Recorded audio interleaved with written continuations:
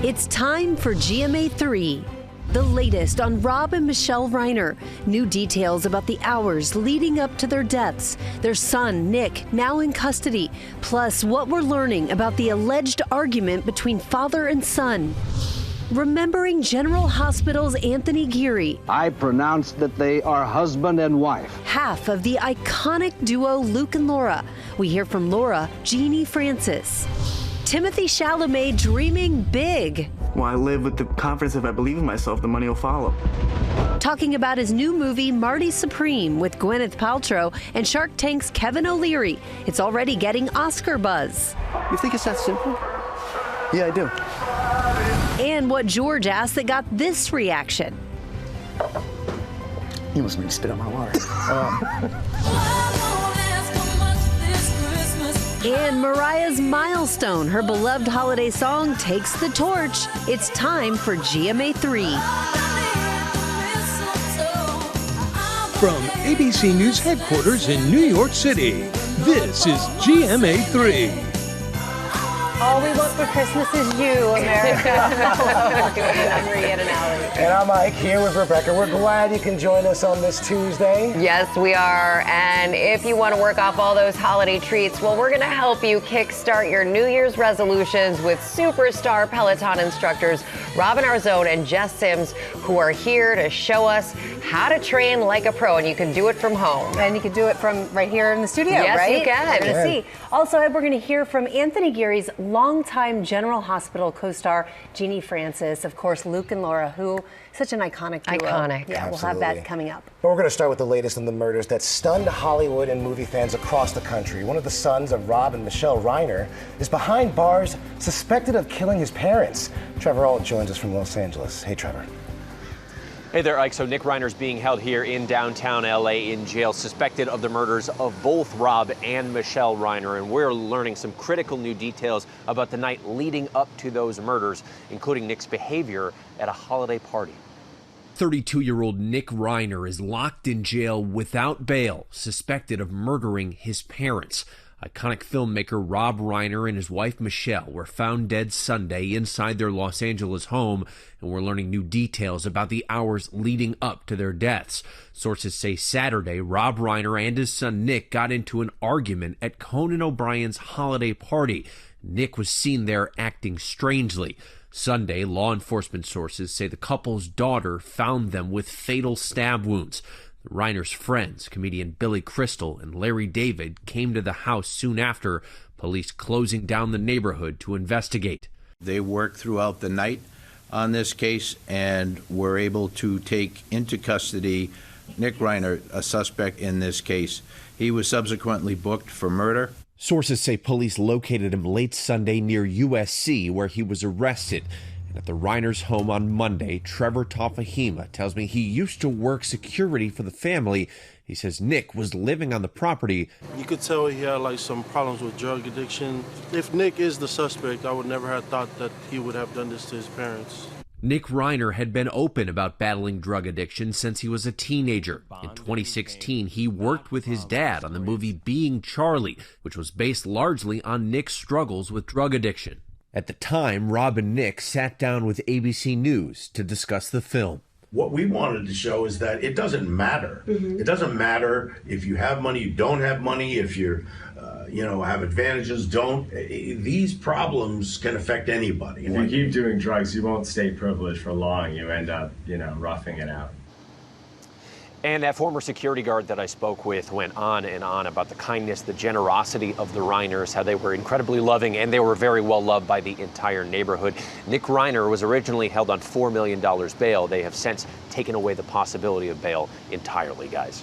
Trevor, thank you. And you can see the ABC News special, The Rob Reiner Story, a Hollywood tragedy, with the latest developments in the investigation, and a look at the Reiners' careers and legacy tonight at 10/9 Central, right here on ABC. Rebecca? Such a remarkable legacy there. Absolutely. All right, we're going to turn now to the latest jobs report released just a few minutes ago, and Elizabeth Schulze joins us now with what those numbers mean for the economy. Hey, Elizabeth.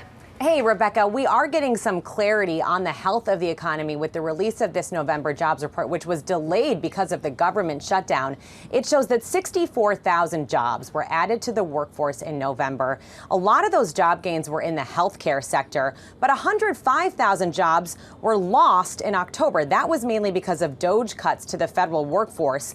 In a warning sign for the economy, the unemployment rate is now 4.6%. That's the highest level in 4 years. Because of the government shutdown, we don't know what the unemployment rate was in October, the first time that's happened since 1948. We have been hearing a lot about layoffs at tech companies because of AI. I asked the Fed chair recently how much of this current weakness in the jobs market is because of artificial intelligence replacing workers. He told me it's a part of the story, but not all of it right now. But the bottom line, people who are looking for work right now are having a much harder time landing a job, guys. That's right, Elizabeth. And the government also released new data today about retail sales. So what does this say about consumer spending? So this report shows us that consumer spending is holding up, even as shoppers are paying high prices. And that's a good sign for the economy, especially during the critical holiday shopping season. In the month of October, some of the categories where Americans spent the most were electronics, appliances, furniture, and clothes. But people's spending at restaurants and bars did go down. We have seen the price of going out to eat is going up even faster than the cost of groceries, guys. I know the stores here in New York City have been packed. Oh, completely. Walking around completely. Thank you for that. Now let's talk some football. Monday Night Football, the Steelers hosting the Dolphins in a game that had big playoff implications. Ike has all the action. And Ike, we knew this was going to be tough for Miami going into frigid Pittsburgh. Yeah, we really did. It was a fish out of water, right? Listen, the odds, they were stacked against Miami in this one. The Steelers never lose at home on Monday night, and the Dolphins do not play well when it's cold. Well, guess what? It was definitely cold. 17 degrees at kickoff in Pittsburgh. But the weather brought out vintage Aaron Rodgers. Ooh. The 42-year-old looked right at home, connecting on 23 of 27 passes for 224 yards and 2 touchdowns. And he led the Steelers to a 28-15 win, keeping them right up top the AFC North standings. Now, the Dolphins dropped their 14th straight when it's under 40 degrees, and their playoff hopes, yeah, they are done. So just how good are the Steelers on Monday nights? Well, this was their 23rd straight home win. The last time they lost, October 1991. Mariah Carey, right, who's on top of the charts now? Well, her other song, Emotions, had the #1 song. And yeah, iPhones, they weren't even a thing yet. And of course, an updates on the Chiefs quarterback, Patrick Mahomes. Yes, we know right now he says he had successful surgery Monday to repair his torn left ACL after Sunday's game. And Mahomes is expected to start rehab right away. Prayers up. Hopefully he recover very quickly and maybe make it back for next season. Maybe make it back in time for the season opener. Maybe a couple games in. They're too early to tell at this point. But we'll see. Hard to talk about the Chiefs. But Aaron Rodgers, 23 for 27. Listen, old man Rivers, old man Rodgers, he's doing something. He knows the cold. He knows the cold as a former Packer. That's true. That's true. Coming up later, we are celebrating Anthony Geary, who was Luke, of course, on General Hospital. And also coming up next, the FDA has approved the first and only pill treating low libido in post-menopausal women. Dr. Leah Kroll tells us how it works. We are back now with a GMA3 health alert. The FDA has just approved the first and only treatment for low libido in women who have gone through menopause. And Dr. Leah Kroll of Maimonides Health is here to tell us all about the breakthrough. It's nice to see you, Dr. Kroll. Thanks for being with us.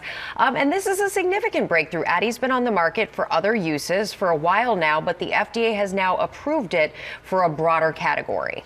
Yes, so Addie is a prescription for low libido in women. Back in 2015, it was approved for use in premenopausal women.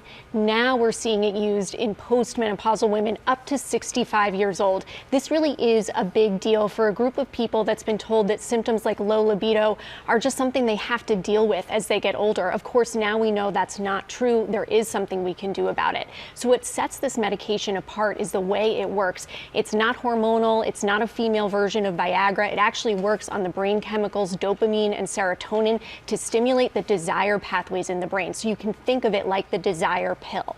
Now, important to know, it's taken once per day. It does have some side effects, especially sleepiness and dizziness, and you don't want to mix it with alcohol because that can cause low blood pressure and fainting. The desire pill. That's kind of an interesting name. How would a woman know if this is something she should consider going on? So Addyi is meant to treat something called hypoactive sexual desire disorder. And what differentiates that from plain old libido or low libido is significant distress, meaning that if a woman has low libido and it bothers her, it interferes with her life or makes her relationships more difficult, that would be a reason to get checked out, see the doctor about it. Now, this is very common in postmenopausal women. 1 in 8, or about 12%, will suffer with this. So really a lot of women affected by this, and what the FDA is doing with this approval is validating their concern that this is a legitimate medical problem that deserves legitimate medical treatment. Yeah, and speaking of validating, there really wasn't. So much of my youth, none of this was a part of the conversation. We barely said the word menopause, and now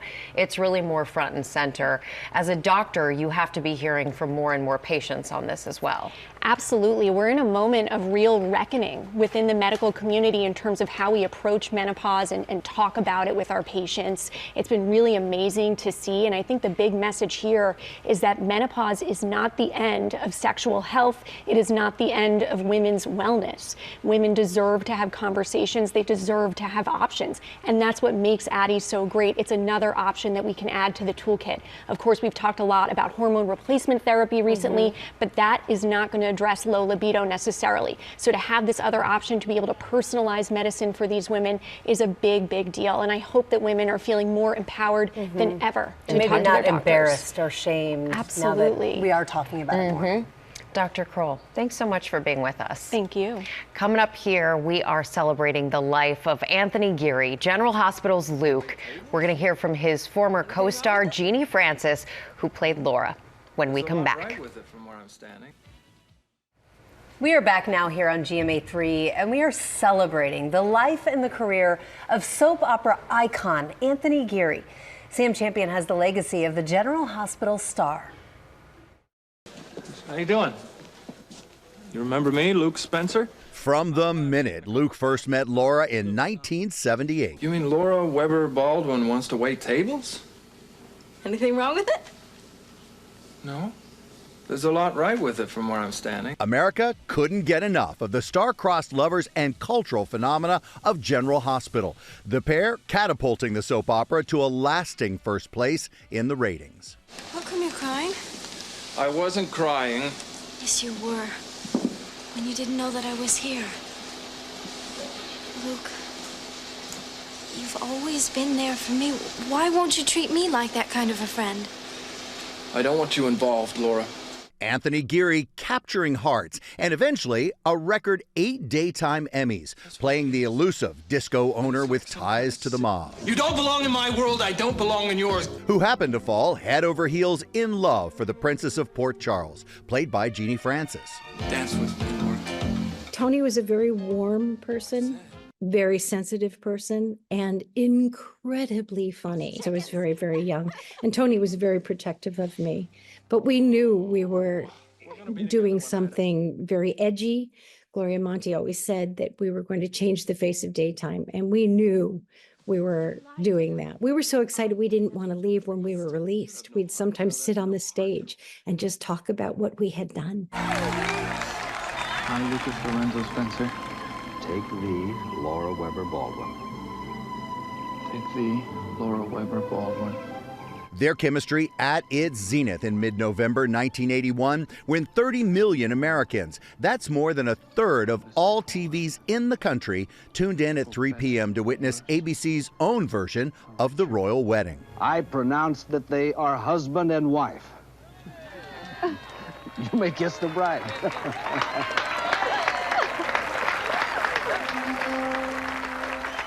Even the reigning queen of Hollywood, Elizabeth Taylor, insisted on being a part of it. My curse on you, Laura and Luke. My curse on both of you. Also watching a certain real princess, whose wedding was just a few months earlier, as Geary recalled to us on GMA in 2013. She watched the wedding, and when she got married, she sent Jeannie and I both bottles of champagne from her wedding and a little note. There are all kinds of successes, but ours was different in that it was truly lightning in a bottle. It was the most unexpected place, you know, a soap opera, which was about to be canceled. that took everyone's interest and swept the nation. That's just, it's a piece of history that I'm glad I took part in. Our Cameron Matheson, a current General Hospital cast member, idolized Geary when he was a young actor. The Luke and Laura days, they were huge. They were massive celebrities. They could barely walk outside. And he was just a very, very, very sweet man, very kind, very encouraging, but also just had this confidence, this sort of essence about him that was pretty magical. I'm just heartbroken. I'm so sad. But, I'm so lucky that I got to have this man as my first leading man. He ruined me. He ruined me for leading men for the rest of my life, basically, because I started with the best. What a career. And I know you weren't born yet. We were 80s babies. We are 80s babies. So we Watched both remember. with my mom. Yeah, hearing about what was going on with Luke and Laura and the big wedding. And they really helped define a generation. Incredible. Coming up, we have pop news headlines with Will Gans, including The Grinch, Titanic, and The Queen of Christmas. Welcome back to GMA3. Welcome back to GMA3. Tomorrow on GMA, the very funny Kumail Nanjiani will be here live telling us all about his first stand-up special in more than a decade. We are looking forward to that. And on Thursday, Fran Drescher. She's an icon. She'll be in studio. She had quite a year from getting a star on the Hollywood Walk of Fame to starring in one of the most talked about movies of the year, Marty Supreme. And she will tell us about that and so much more just ahead. And we'll hear from the movie star, Timothee Chalamet. I can't not do it. I know. Okay, so if you're not planning on dressing up like the big guy with the bag, you will want to join us on Thursday when celebrity stylist Erica Wark shows us the latest in holiday fashion. There's still time if you got those holiday parties. Yeah, if that wasn't your outfit Shoot, I better go return my Santa costume. You have other options, thank goodness. But now our only option for pop news, Will Gans, and we're happy it's our only Where's one. your Santa suit? Thank you. Well, we do begin with the indisputable Queen of Christmas, and I'm not talking about myself.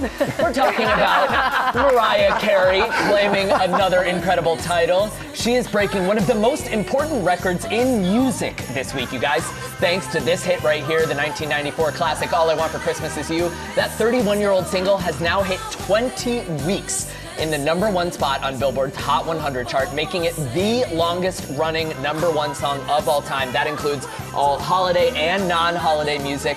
Mariah herself celebrating the news with a cheeky little post online, humbly taking back the torch from Lil Nas X and his 2019 hit Old Town Road, which previously held the record. And take a look at her reaction to hearing the news for the first time from Billboard. It's amazing, honestly. It really is. I can't lie.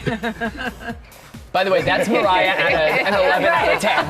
She is screaming internally. The single is 18 times certified platinum, and the album where it made its debut, called Merry Christmas, now certified diamond by the Recording Industry Association of America, selling over 50 million copies worldwide right now. The Billboard Top 10 is dominated by holiday music, with 2 exceptions for this song right here, Golden from K-pop Demon Hunters, and Taylor Swift's The Fate of Ophelia. I half expected Mariah to say she doesn't even know what Billboard is. I don't know her. Yeah, I don't know her. It's exactly how she would say it, too. All right, from one powerhouse diva to another, Titanic, the splash hit musical featuring the music of Celine Dion, will go on Broadway this spring. The show is basically a retelling of the Titanic movie starring Jack and Rose, but in this version, Celine Dion is there too, telling the story from her perspective. The teaser dropped online yesterday, racking up thousands of likes, including from Ariana Grande, who is hyping up the comment section. And I previously spoke with the creators of the parody musical, Constantine Rassouli, I would never let go. and Marla Mindell, who's right there in the video. And in case you're wondering how easy it is for Marla to unleash her inner Celine, take a look at this. What advice would Celine give a friend going through a breakup? Get over it. It's gonna be okay, girlfriend. Yeah, you're going to be fine, girlfriend. Because you know why? You're with me, Salem, and Can I give you my autograph? Amazing. So it turns out I should have gotten that autograph, by the way. Titanic, starring Marla as Celine Dion, begins preview performances on Broadway March 26th, and opening night is scheduled for April 12th. It is such a funny show. I am so, and very, very talented people too. Not just funny, just incredible singers. And the journey that it took them to get to Broadway. Yes. The first time I saw the show was in a basement under a Gristedes on 8th Avenue. So like they have worked their way up.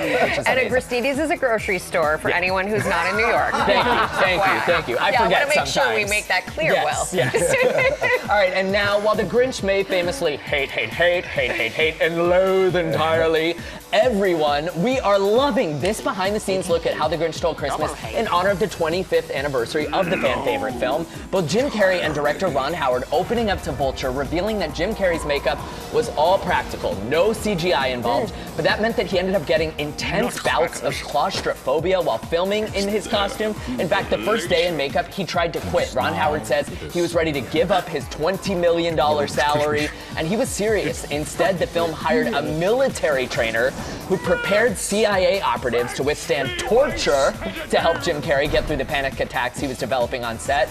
As for future Grinch movies, Ron Howard shared he already has ideas that Jim Carrey loves, and while he's staying quiet on details, that's some news that has our hearts growing 3 sizes. And despite the physical struggle of filming, Carrey shared that it was such an honor to have played the Grinch, the Grinch, because it's the most beautiful story in the world. His words about welcoming an outsider and making room for everyone. And I understand there is a serious Grinch fan in your household. Yes, my youngest is obsessed with the Grinch. Here she is. She has had a Grinch-themed birthday party for 4 years straight, you guys. Oh and when my it's her turn to gosh. pick the movie, even in the middle of July, guess what she picks? It's got to be the Grinch. She has great taste. Yeah. It's such a good movie. He should have been nominated for an Oscar for that, by the way. All right, finally, to a Christmas light display that would send the Grinch maybe into psychosis. Check this out.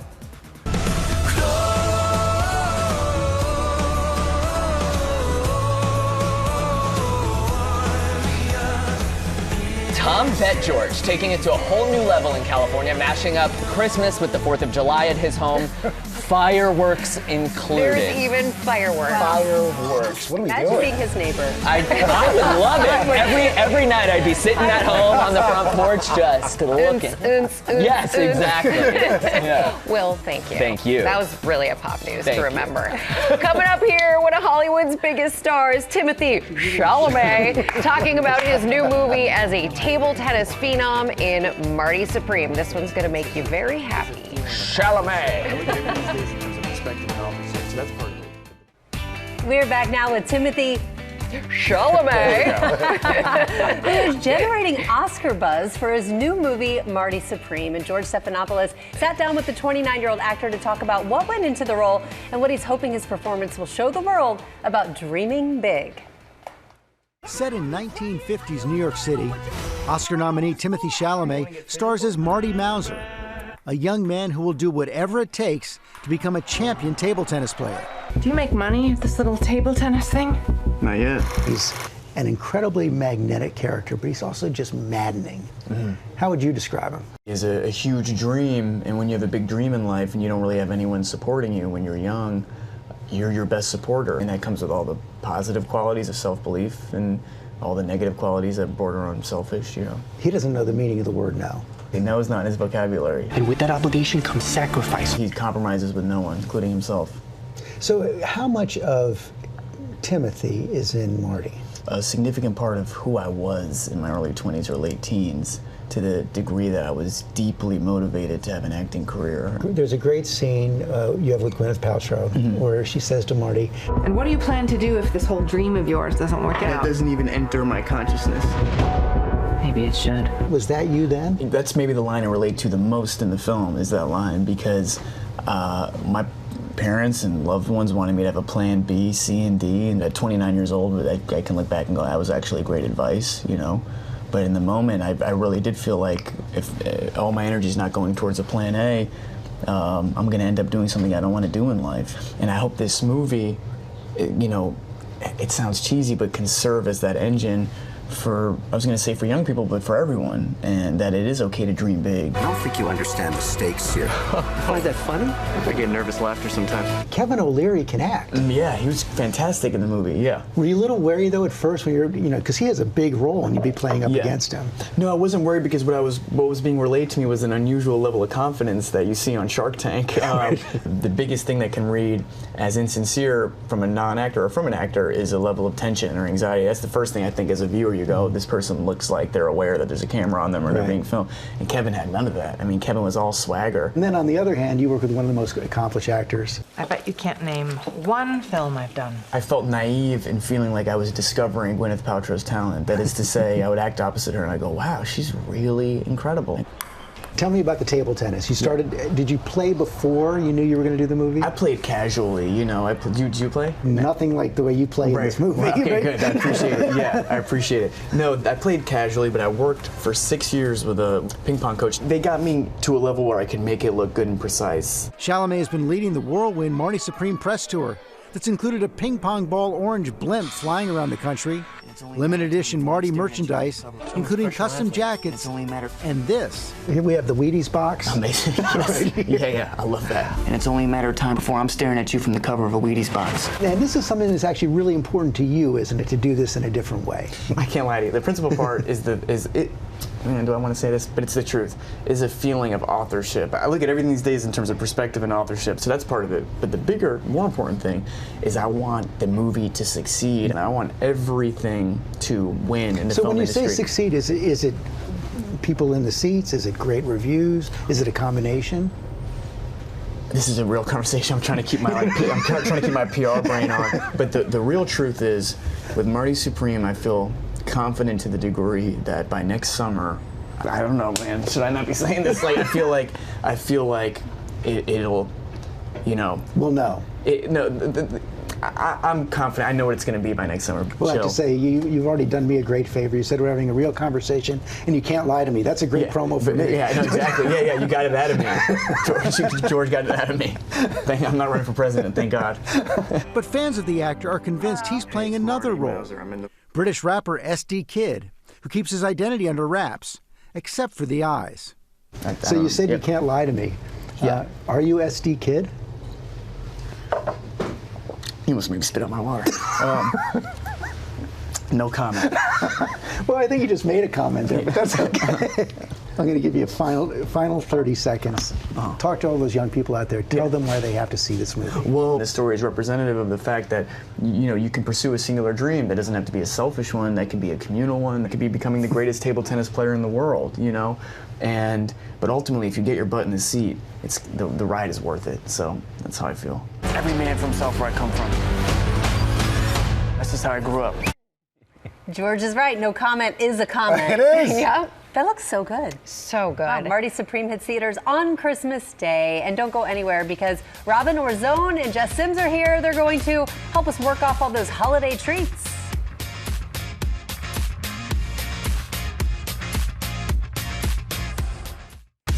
Hey, we're back. Listen, I get it. You just got past the Thanksgiving holiday. You're about 2 or 3 holiday parties in, and the treats have you thinking about New Year's workout resolution already. Well, we're going to show you how to kickstart it early. Peloton instructors Robin Orzone and Jess Sims are here to show us how to train like a pro. Thank you so much for joining me and bringing everybody with you. Yeah, thanks for having us. I was wondering what I was going to do in heels. I'm like, how am I doing this? Thank you for bringing people. All right. So we're talking cross training here, right? So first of all, what is it and what does that actually look like? Cross training is how you become a well-rounded, balanced athlete. The idea is that you're going to incorporate cardio, strength, mobility, and recovery, stretching. And this is something we're really passionate about at Peloton. We incorporate it in our classes. Right, Jess? We do. We practice what we preach. So it's very, very important for us as instructors, as well as all the athletes at home, that you work to make sure that you are preventing injury. We want to be working out for longer amounts of time. And also just makes working out more fun. Because we don't get caught up in the same repetitive movements. It becomes a lot more fun. So you're going to walk us through a strength training or a cross training workout. We sure are. Okay, so show us what to do. They're already cardio, Robin. We have a 4-part total wellness circuit. Jess is already in this little kind of jump motion. So the idea is, of course, running, cycling, rowing. These are all cardio things that we are aware of. But yeah, a little by little amounts to a lot. These are just the idea that you're getting your heart rate up. You really want a few hours a week of cardio for heart health and longevity, and they've clearly already started. Yes. And then after cardio, we got strength training. Muscle mass, it literally adds years to your life. So we're gonna show you right here. Jamie's crushing already the wood chop. She's in a split stance position with Robin, bringing that dumbbell from that right hip over that left shoulder, really working your core, anti-rotation. Again, injury prevention, so important. Strength training twice a week minimum. Well, what size weights should the average woman get? Excellent question. So it really depends. Everyone's at a different space, but what we like to say is we give about 45 seconds for each of our movements in class. You wanna be struggling for those last couple of movements. So if you're struggling at one, no, but if you're also getting more than 12 repetitions in that 45 seconds, you can also go heavier.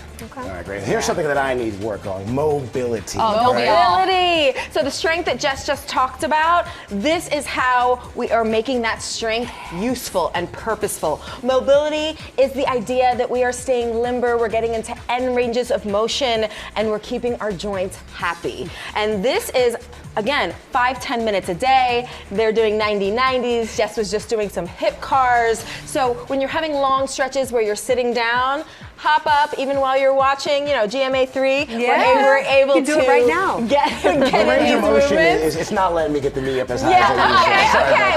We'll take what we can get. We'll take what we can get. Okay? Okay, let's talk stretching. Yes, stretching. That's something I always forget to do. But it's something that we can do when, I have 2 dogs. So if I'm laying on the floor petting my dogs, I bring my foam roller. If you're playing with your kids on the floor, grab the foam roller. And it's very, very unique how we do 3 things. Right now is rolling it, right? This is they're rolling out their right glute. Roll it, and then once you find that sticky part, that part's like, ooh, it's a little bit sore, stick it right there, and then mash it. Ooh. I know, it doesn't sound so it's supposed to be a little uncomfortable. Very, not painful, but definitely uncomfortable. Yeah. All right, how's everybody feeling with the workouts, though? Yeah, you guys look good. They're crushing it. They're sweating for sure. We'll work on that mobility. Yeah, we're gonna work on the mobility for sure. Right. We'll be right back. You need some new pants, some stretchy dresses. Yes, pants for sure. That's not here at all. I won't make you get into a yoga pose right now. I gotta be honest with you guys, this did not feel like a Tuesday No. here with the 2 of you. Thank you for watching. For more news, you can always check out what you need to know anytime on Disney+. Have a wonderful day, everyone. We'll see you tomorrow. Which is Wednesday. Yes. Bye.